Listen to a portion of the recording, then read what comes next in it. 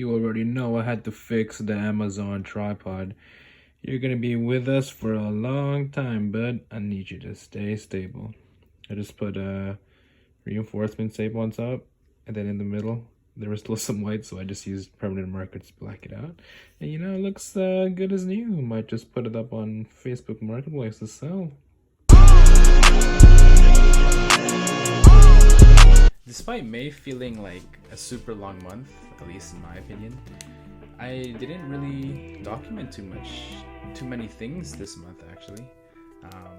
I was planning to make a video on what I captured on my phone camera, just to see what happened this month. But I really didn't document too much, which is something I do want to work on, because I think that it'll be very valuable growing up, being able to look back at what happened exactly in which month and just tapping into your memories, and you can look back and see whether or not you had fun, and if you didn't have fun, maybe you can learn from it, right?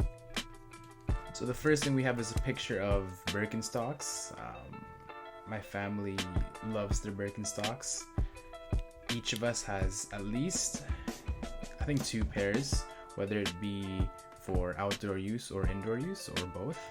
I personally use Birkenstocks as my house slippers, and I do have a couple pairs just to wear outside. I have a pair of clogs.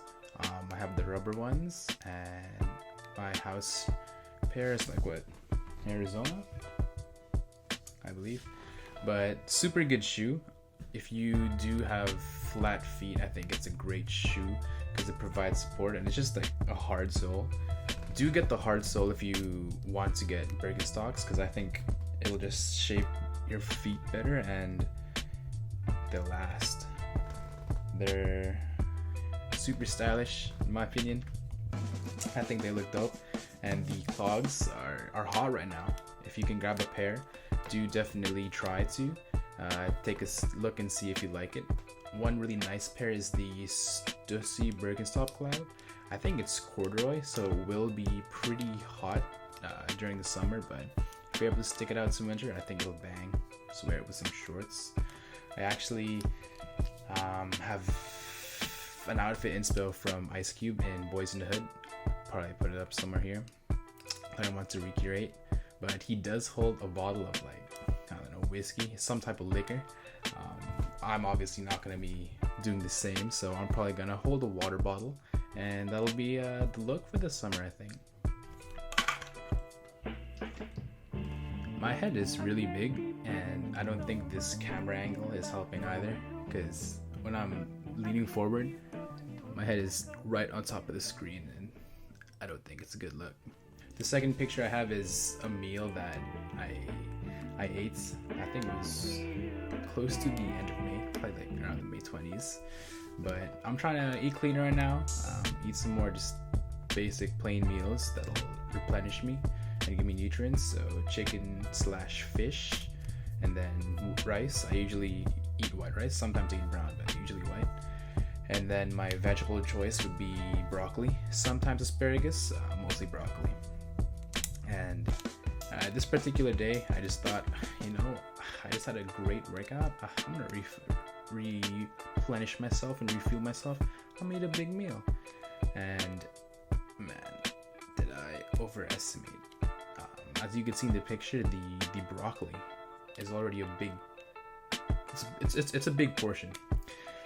There was 2 salmon fillets and a bunch of rice. Dog, that meal took me 45 minutes to finish, and at that point I was forcing myself. And the last picture I have, it's actually a video. It's a video of me attempting to do this exercise called Skin the Cat. You do it on gymnastic rings, and it's a great scapular and lat stretch. You do need a lot of scap strength, which is why I'm not able to do it yet. I'm also working on my pull-ups.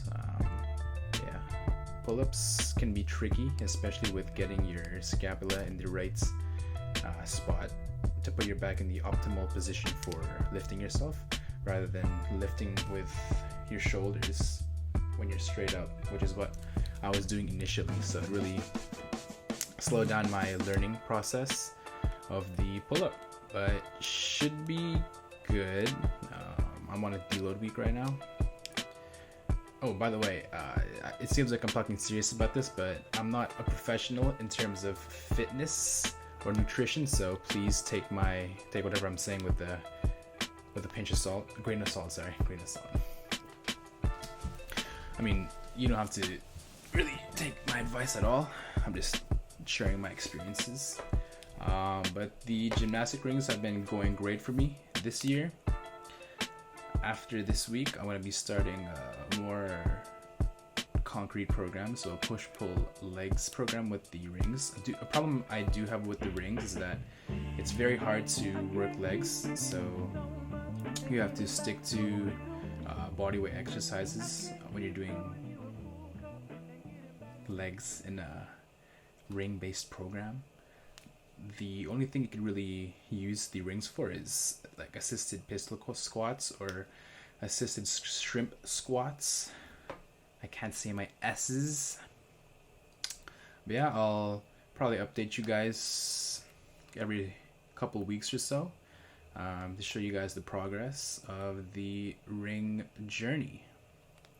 Other than that, I'm gonna make it a point to document more in the month of June. June is bike month, so I'll probably be biking a lot, and I'll try to just document so I could have a piece of history that I could view in the future and a piece of history I could share with you guys as well, right? This video is probably dry as hell, so I do apologize for those who are coming here for a laugh, but this is the content for this week.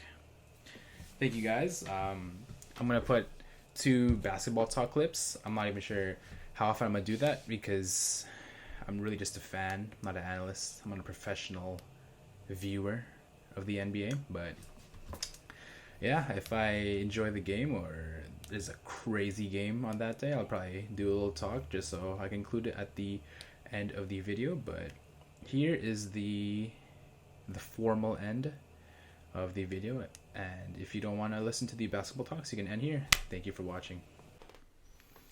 Sheesh! That Portland and Denver game had me on my seat. Palms was sweating. Armpits was sweating. Had me stressing the whole time.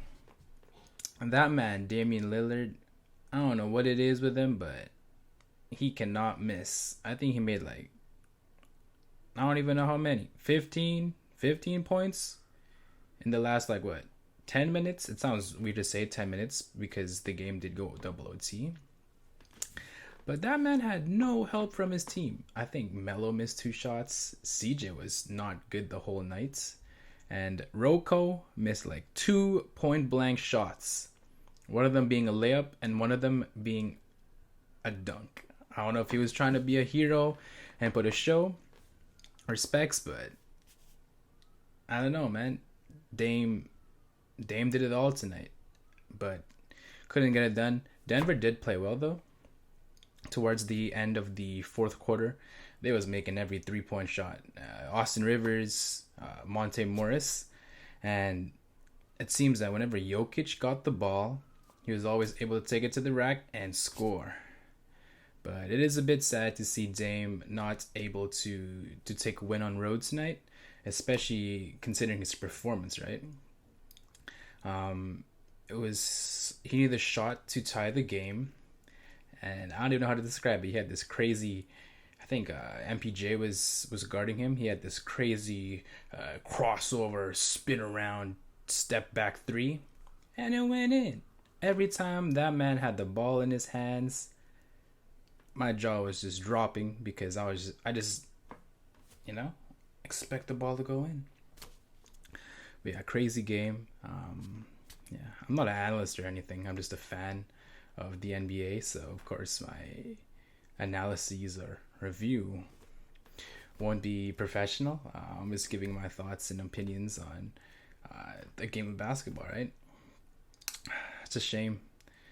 Portland's always putting themselves in these tough situations. And then that man, Damian Lillard, I think he's 30 plus years old. He has to always try to bail them out and drag them out of Schitt's Creek, What was it, last year? He hauled ass to make them go into the playoffs just for them to face the Lakers in round one. You know, if the Lakers do end up winning the series, I think they just lost to Phoenix. Without AD, they're not as good defensively, of course, because when Bron and AD on the floor, they're one of the best defensive teams. But if Portland's able to take it to Game 7, which they did, what was it, 2018? The year before last, right? Yeah, I think the year before the bubble, they played Denver, and it went to Game 7, crazy game. I think Seth Curry was still on the team, and Roddy Hood did well. I think Nurk was big in the stretch, as was Cantor, but you know, if someone is able to bring it back, it's gonna be Dame. Lakers not so sure because they got blown out today. Chris Paul is looking better. I think he went to the locker room a couple times though, but campaign's doing well in Chris Paul's absence. And I don't know, Lakers, who knows? Sad day for the Blazers fans. They lose in the first round for like the millionth time in the recent couple of years. You know, they were playing well early in the stretch, but it was that late third quarter and the whole fourth quarter really where they just gave up their lead. Monty Morris was on fire today, and Michael Porter Jr. was hot first quarter as well. At the game, they gave a crazy statistic where, like, the only games that they won, Dame was averaging, I believe, 44 points per game. But in the game that they lost, and I guess including today, he was only averaging 20. So he was more of a facilitator, right? The games that they won. And yeah, they couldn't close it out today. He did receive more help this game than the game prior, but I don't know, they just can't close it out. I think it was the bench of Denver and the depth, right? Because they're missing two starters in Jamal Murray and Will Barton, and they still pulled off the dub. I had my predictions on Portland winning, but I guess they couldn't close it out. Better luck next time.